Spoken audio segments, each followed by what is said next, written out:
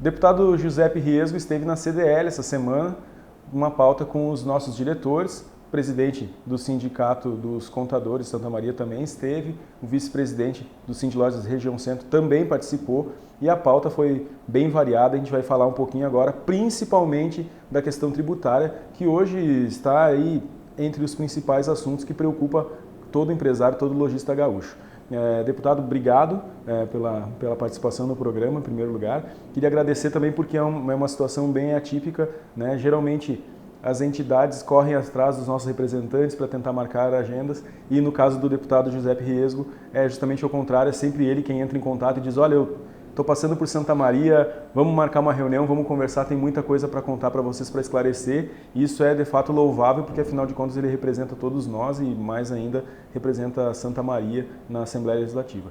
E deputado, como eu falei, né, a questão que mais preocupa hoje, talvez depois da segurança, né, os empresários e principalmente o varejo, é a questão tributária.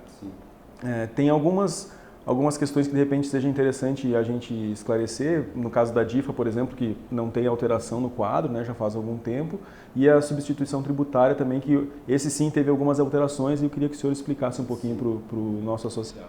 Bom, então, antes de mais nada, Bica, obrigado pelo convite para gravar esse programa. A reunião hoje foi boa, teve vários assuntos que foram tratados, né? Eu faço questão de me colocar à disposição para conversar com o CDL, com qualquer entidade representante de lojistas, empresários, etc., porque, querendo ou não, a minha atuação é no sentido de tornar mais fácil a vida de quem quer empreender no Estado, quem quer trabalhar, contratar, gerar emprego, gerar renda, é isso que eu busco lá. Então, se o CDL tem esse mesmo objetivo, são os meus aliados nessa pauta de tentar reduzir a carga tributária, reduzir dificuldade, tornar menos burocrático o Estado do Rio Grande do Sul. Então, foi uma boa reunião hoje de manhã, eu vou estar sempre à disposição para auxiliar nesses aspectos. Quanto à questão tributária, é um tema que é complexo, é chato de tratar disso com o público em geral e até com o pessoal que lida com isso, porque é muito complexo o tributo no Rio Grande do Sul e no Brasil de forma geral. O imposto estadual, o ICMS, ele tem diversas formas de cobrança e ele tem muitas exceções na cobrança dele. E uma delas é a substituição tributária, né? Uma forma de cobrança de ICMS antecipada, onde o governo ele antecipa a cobrança do ICMS lá no produtor do produto e não em todas as etapas da cadeia produtiva. Então, como que funciona, para explicar para o telespectador? O ICMS, em teoria, ele é um imposto que tem que ser cobrado para cada etapa da cadeia. Então, se eu sou um produtor, eu produzo um determinado produto, eu vou vender para um distribuidor, nessa operação incide ICMS, o distribuidor vai vender para o varejista e também incide ICMS, o varejista vai vender para o consumidor final e assim por diante, cada uma das etapas incide ICMS.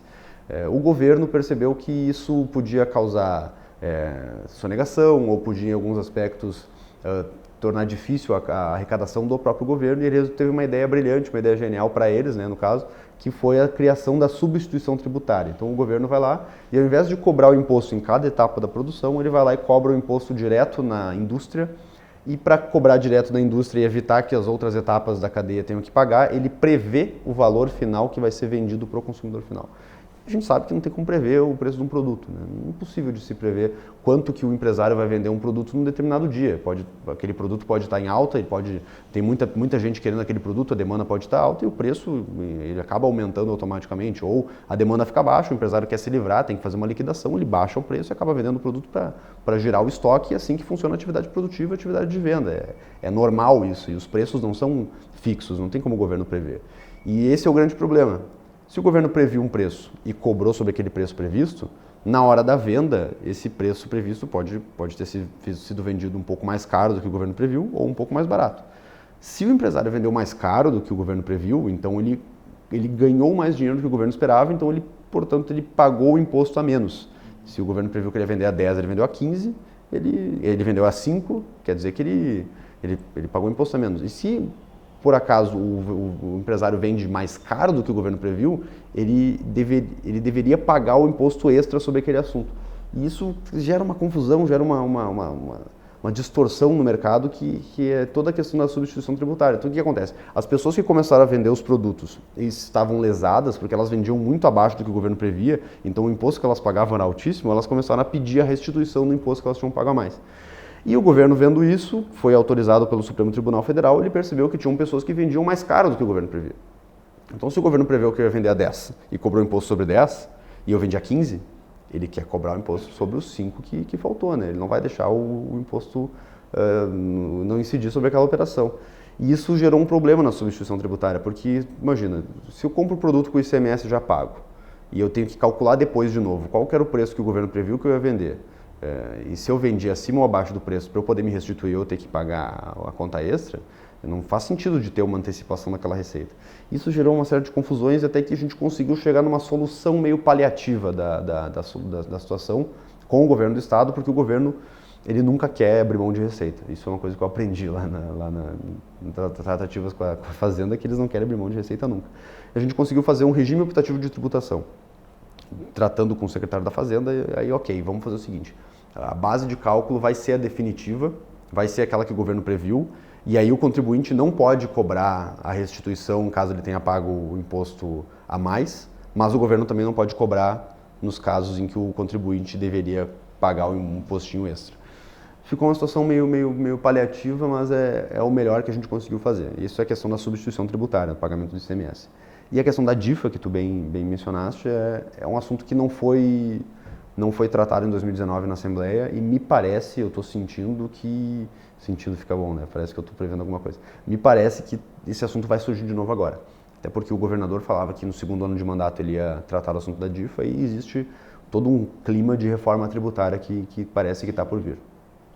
E é engraçado não, desculpe, mas tem uma questão nas tributações que a população, geralmente, principalmente o consumidor, ele não percebe a razão dos empresários lutarem tanto contra esses tributos e a favor de algumas reformas, que é o seguinte, geralmente o consumidor pensa assim, poxa, mas já tem empresa, já estão faturando, querem pagar menos imposto, esse imposto vai virar serviço, muitas pessoas falam. Só que o que elas não percebem é que nem o empresário não paga o imposto é sempre revertido para o consumidor, né? Então, muitas vezes, parece que se coloca o consumidor de um lado e a empresa de outro, e quando na verdade os dois deviam estar pelo mesmo propósito, que é a redução de impostos, porque afinal de contas quem paga esse imposto, quem paga esse tributo é o consumidor. E essa questão da substituição tributária, justamente no momento em que se fala tanto em desburocratização, a gente tem uma situação como essa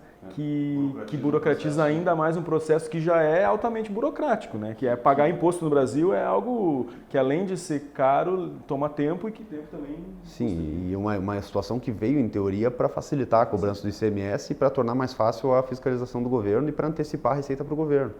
E burocratizou demais, se tornou difícil, imagina, se eu crio uma situação para facilitar e depois no futuro eu dificulto a situação que era para facilitar, ela não serviu de nada, né? Então ficou difícil essa situação do ICMS, mas a princípio tem uma solução paliativa que não é o ideal no meu entendimento, mas já é um pouco melhor do que se apresentava.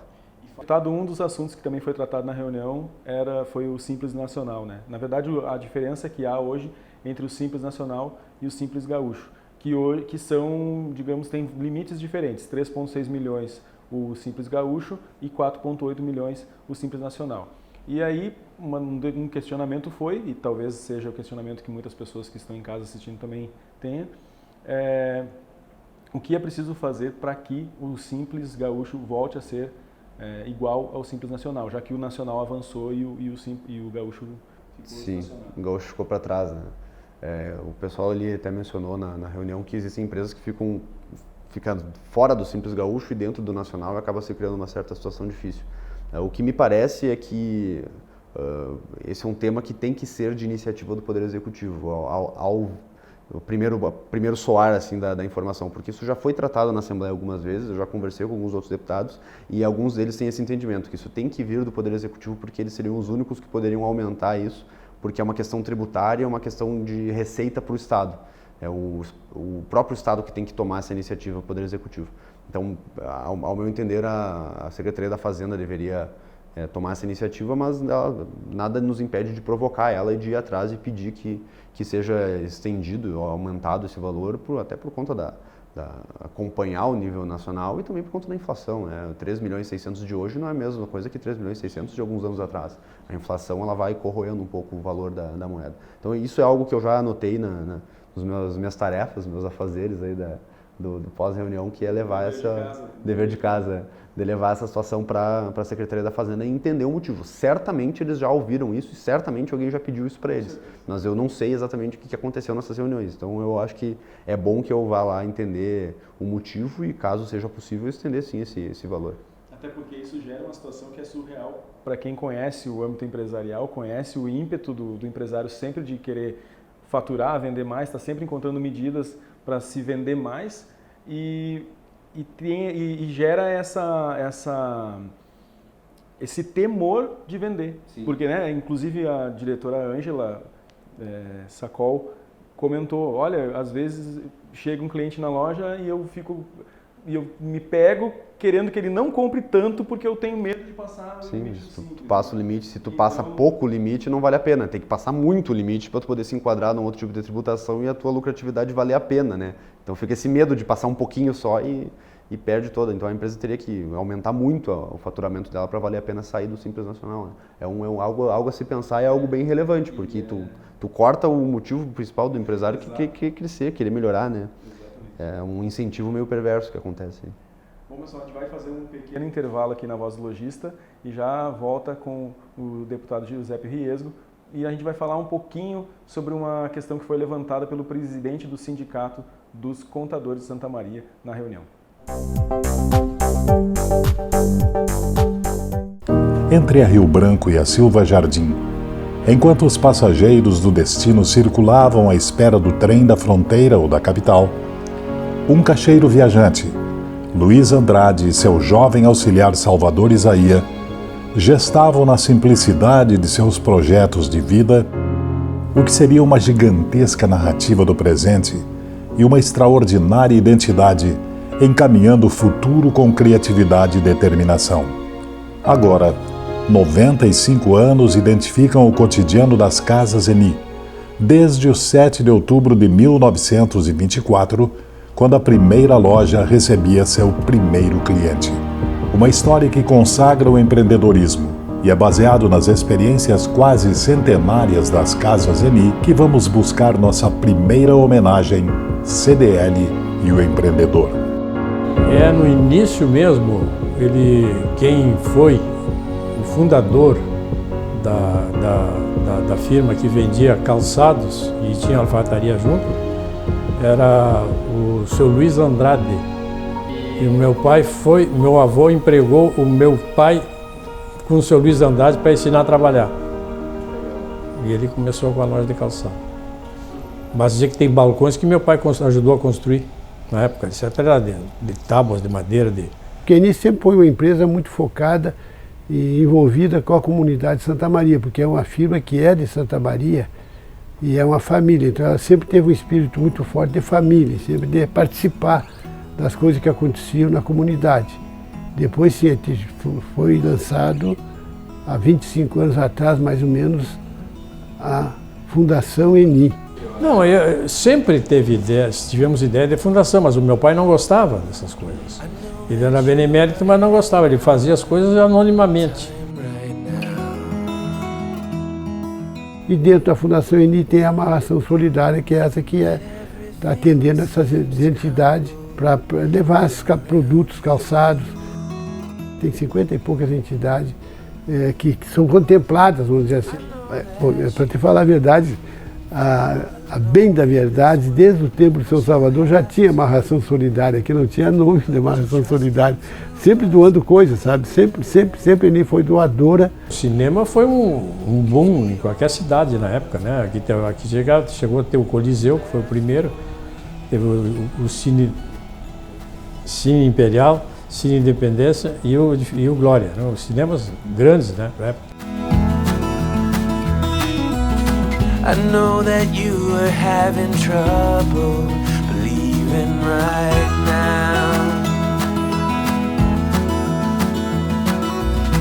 that everything is gonna be alright. Porque assim, ó, o que tu via na década de 60, 70, 80, hoje é completamente diferente. Tanto o mundo mudou, tudo mudou. No ramo empresarial, até 4 anos atrás, mal se ouvia falar em internet e compras pela web. Hoje em dia domina o mercado, né? Então as coisas são cada vez muito mais rápidas do que antigamente. Então, meu nome é Everton Falck Brasil, hoje economista, tenho MBA em gestão empresarial, mestrado em política social. Em conjunto com a minha esposa, hoje, com a Marga Lúcia, nós tocamos a Falck Tintas e também estou vivendo uma experiência ímpar, para mim muito positiva, que é poder estar contribuindo com o município na função de secretário de Desenvolvimento Econômico, Turismo e Inovação em Santa Maria. E o seu Rafael foi a minha primeira entrevista e a minha primeira frustração, porque eu rodei na entrevista com ele, eu perdi a vaga de emprego, era a inauguração da Infanto, e depois que a Infanto foi inaugurada, o seu Salvador, por entender uma necessidade minha e não uma necessidade da empresa, e me deu uma oportunidade. Então o sentimento, acho que gratidão é a palavra que simboliza tudo isso, né? E por isso também que eu hoje desenvolvo trabalhos em entidades, trabalhos no próprio poder público, com um sentimento de devolver um pouco tudo aquilo que a cidade e o ambiente de Santa Maria nos proporcionou. Nós temos uma fundação, a fundação trabalha com a comunidade, tem o Projeto Corujinha, tem vários projetos, são 20 e poucos projetos, né? Então a gente tem esse relacionamento com a comunidade porque nós criamos uma fundação exatamente para isso, né? É uma empresa comprometida com o meio ambiente e uma empresa comprometida com a sociedade, né? Um espírito muito forte de família. Isso que eu mais admiro nele. Ele é uma empresa que os diretores dela são humildes. Eles estão lá no pacote, estão lá no depósito, daqui a pouco chega um diretor. Tem empresas que funcionário é um número. Aqui na Eni, funcionário é uma pessoa.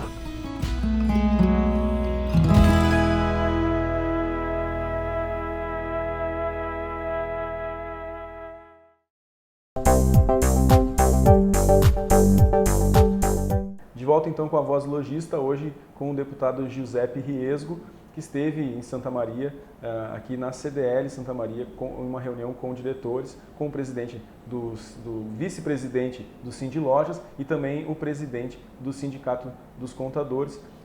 Inclusive, eu quero começar o bloco já com isso. A gente sabe que é uma questão federal, né? Não tem muito o que o deputado possa fazer, mas eu queria a sua opinião sobre o assunto. O Rig, que é o presidente do Sindicato dos Contadores, levantou uma ideia, digamos assim, né, do porquê que o imposto hoje ele não é cobrado de forma inversa. Hoje como é que funciona, né? Quanto mais se fatura, mais aumenta o percentual de contribuição do empresário. E que, se fosse, isso gera várias questões. Uma delas, isso que a gente acabou de falar, do empresário ficar com medo de vender porque não quer aumentar o percentual. Porque no fim das contas, muitas vezes ele vende mais, mas o lucro acaba sendo o mesmo ou até menor por causa do imposto, do percentual que incide, né? Então, e por que isso também às vezes estimula a sonegação, embora hoje seja bem difícil sonegar, ainda há quem faça, a gente sabe. Então, o porquê que o imposto hoje não é retratado de uma outra forma, em que quanto maior o faturamento, menor o percentual, porque em termos de faturamento real, né, a moeda mesmo, se hoje é 7% e baixar para 6,8% quando aumenta o faturamento, ele vai arrecadar mais, mas vai pagar menos, né? Então, o governo vai arrecadar mais e o empresário vai pagar menos. Então, eu queria saber a sua opinião, isso seria, de fato, uma solução inteligente para resolver, digamos, vários problemas tributários? Sim, isso é uma questão bem macro de filosofia tributária, né?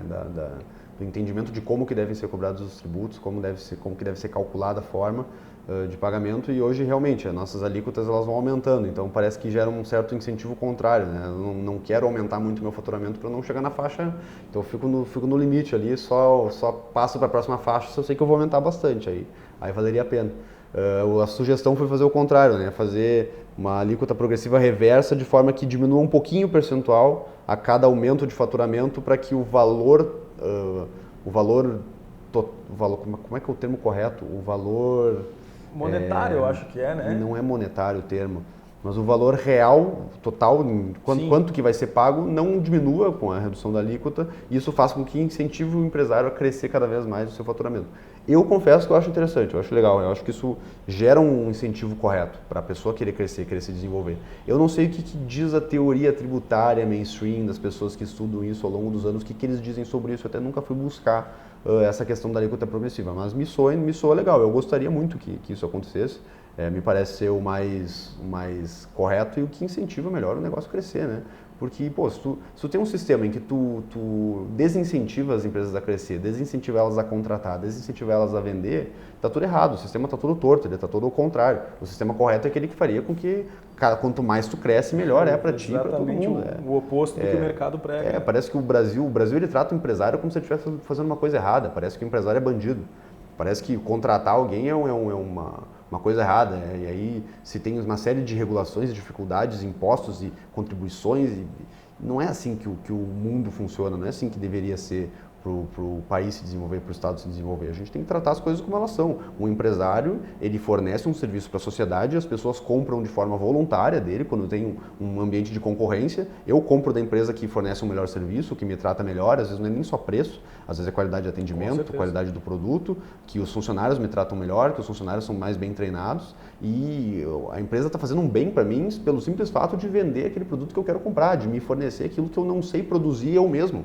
Eu sei produzir outras coisas, eu tenho o meu dinheiro, do valor do meu trabalho que eu vendi pelo que eu sei fazer, e eu vou utilizar esse valor para comprar coisas que eu não sei fazer. Eu não sei produzir uma roupa, eu não sei produzir um carro, eu não sei produzir uma câmera fotográfica, um celular. Imagina saber fazer tudo que tipo de coisa, não tem como. É assim que o mercado se desenvolve. Então, se eu estou comprando do empresário, eu estou fazendo um favor para ele, de estar entregando meu dinheiro para ele, e ele está fazendo um favor para mim, ele está me entregando o produto que ele sabe produzir melhor, o que ele sabe comprar da forma mais barata, do melhor produtor, etc. Então, a empresa por si só, ela já presta um serviço à sociedade e gera uma série de outras qualidades positivas. Contrata pessoas, dá oportunidade para a gente poder trabalhar, pode gerar um incentivo para a pessoa crescer cada vez mais o seu emprego. Então gera impostos para o município, para o estado, para a gente poder fazer os investimentos em áreas comuns, como infraestrutura, como saúde para aqueles que não têm condições de pagar, educação para aqueles que não têm condições de pagar. É assim que funciona a economia.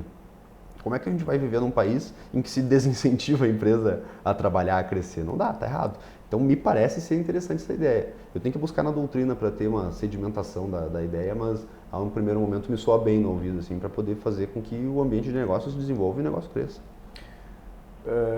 Deputado, e agora para 2020? Quais são os projetos para encerrar o programa, né? Quais são os projetos que o senhor está tocando, está desenvolvendo, comissões? Fala um pouquinho do teu trabalho na Assembleia, vamos ter esse espaço para exaltar um pouquinho o trabalho desse deputado que está trabalhando tanto pela cidade. Tá, a ideia de 2020, que eu acredito ser a mais importante, que vai vir tanto a nível federal quanto a nível estadual, é a reforma tributária. Esse é o ponto zero desse ano de 2020, que está surgindo, está crescendo e tem que ser tratado. Não dá para tratar os tributos da forma como que a gente trata. E tributo aqui entra todas as formas de arrecadação do governo. Impostos, taxas, contribuições, empréstimos compulsórios. Essa forma tem que ser melhor articulada. O Brasil, ele é o sistema tributário mais difícil do mundo, né? Se gasta dinheiro para pagar imposto, se tem uma dificuldade de saber se o imposto é correto. Então esse é o ponto número 1 assim, desse ano. Eu também estou com uma comissão especial na Assembleia, que é a Comissão Especial de Revisão Legal, com uma ideia de desburocratização, de buscar leis que estejam ultrapassadas e possam ser revogadas ou modernizadas, buscar legislações que possam ser consolidadas para facilitar a busca, facilitar o entendimento jurídico, não ficar aquela confusão que tem uma lei aqui, tem uma lei lá, tem uma lei aqui, tem que ficar juntando tudo para entender, aí tem uma portaria, tem um decreto, tem uma instrução normativa e não sei o que, é uma confusão e nunca se tem certeza se o que está se fazendo é correto. A ideia é tentar juntar essas legislações e tornar mais fácil e caso algum lojista tenha alguma lei que atrapalhe o seu trabalho, ou um empresário de qualquer outro setor, eu gostaria de receber essas indicações para nós analisarmos essas leis e tentar torná-las mais inteligíveis à medida do possível, torná-las menos burocráticas na medida do possível. E sem contar todas as outras atividades que a gente vai tratando lá conforme elas vão surgindo. Né, alguns gastos excessivos do governo que a gente tenta combater, privilégios excessivos que existem em diversas carreiras do setor público, a gente também está sempre atento, sempre querendo combater. Essa é a minha linha de atuação. Assim. Então, o 2020 vai ser um bom ano. O problema que no meio do ano a Assembleia começa, pelo que eu estou entendendo lá, ela começa a se esvaziar por causa das eleições, então as pautas acabam se reduzindo um pouco, então é algo que tem que ser feito no primeiro semestre. Reforma tributária, toda essa desburocratização e tudo mais. Então eu vou trabalhar o máximo possível que eu conseguir nesse primeiro semestre aí, porque depois, durante a eleição, eu não sei como é que é o sistema lá dentro, até porque é o meu primeiro ano de eleição que eu tô lá dentro, né? Apesar de eu não vou concorrer a nada, vou cumprir minha promessa de cumprir o mandato até o final. Então vamos ver como é que funciona esse ano de 2020. Mas são pautas boas, bem difíceis de serem tratadas, mas que são importantes e têm que ser resolvidas. Uma pergunta bônus, então, e até um pouco... como é defender, levantar a bandeira, né, num período que todo mundo defende a austeridade, como é levantar a bandeira por corte de gastos, corte de privilégios, dentro da Câmara dos Deputados, da Assembleia Legislativa. Porque aí acaba que está promovendo o corte dos próprios gastos Sim. da categoria, né? Às vezes cortar benefícios. Como que é defender essa bandeira lá dentro? Eu acho que o ambiente que se criou é um ambiente favorável a essas mudanças. Começou a se entender que é isso que a gente precisa fazer. Então não é difícil defender isso, não é uma tarefa complexa aos olhos do público. O problema é que existem muitos interesses, não só de políticos, de deputados, mas também de outros setores de dentro da máquina pública que acabam tentando evitar esse tipo de mudança, tentar trabalhar sem estar na frente das câmeras para se manterem esses benefícios, esses privilégios. É difícil. É bem difícil, é bem complicado. O problema é que a vitrine é sempre no político. Parece que é só o político que é privilegiado e tem seus privilégios, mas não é só o político. Tem muitos outros setores, muitas outras áreas que tem, e às vezes é muito maior, só que a população acaba ainda não percebeu isso, mas ela está percebendo. O pessoal está prestando atenção nisso, e a única forma de fazer qualquer tipo de mudança é com pressão popular. Não tem como levantar uma bandeira sem que a população apoie, sem que tenha o apoio da população, e é por isso que é importante todo mundo se manifestar, todo mundo falar sobre um assunto. Não precisa estar lá na frente da Assembleia levantando bandeira, mas o fato da pessoa se manifestar e dizer que ela é contrária a benefícios excessivos em qualquer tipo de área do setor público, que ela é a favor de redução de gastos, que ela é a favor do Estado ter uma atuação consciente somente em áreas de extrema necessidade, não em tudo, não colocar o dedo em tudo e acabar não fazendo nada direito. Só de se manifestar a população já está fazendo uma grande mudança e isso impacta lá dentro. Isso, eu achava quando eu estava fora que não impactava, que os políticos não faziam, eles não davam bola e tal, mas isso pega mesmo, isso faz com que eles tenham as atitudes, nós tenhamos atitudes em prol do interesse da população. Isso é muito bom. Então é isso que eu digo para a população: se manifestem, digam o que vocês querem, porque senão acaba que as pautas acabam indo para outro lado. Um exemplo agora, a reforma da Previdência a nível federal, ela foi aprovada, tinha até manifestação na rua, de gente falando que quero a reforma da Previdência, eu quero que o Estado tenha um gasto um pouco mais consciente com isso, e acaba que deu certo. Por isso que eu acho que esse combate a privilégios, esse combate a gastos excessivos, ele está num ambiente legal agora, porque a população está dizendo que está afim desse tipo de coisa. Tá certo. Deputado, obrigado pela participação, pela presença duplamente, né, tanto na reunião Sim. quanto aqui no nosso programa. Deputado em agenda em Santa Maria, sempre dá uma passadinha aqui pela CDL. Espero que possamos falar mais vezes no mês que vem, no próximo, enfim. Sempre que eu estiver por aí, estou à disposição. Seja bem-vindo. Valeu. Obrigado. E a gente encerra por aqui então mais uma Voz do Logista. Fique atento às nossas redes sociais, na TV Santa Maria também. O programa é exibido na grade da programação a todo momento. Então acompanhe a nossa luta aqui na CDL pelo varejo de Santa Maria e região.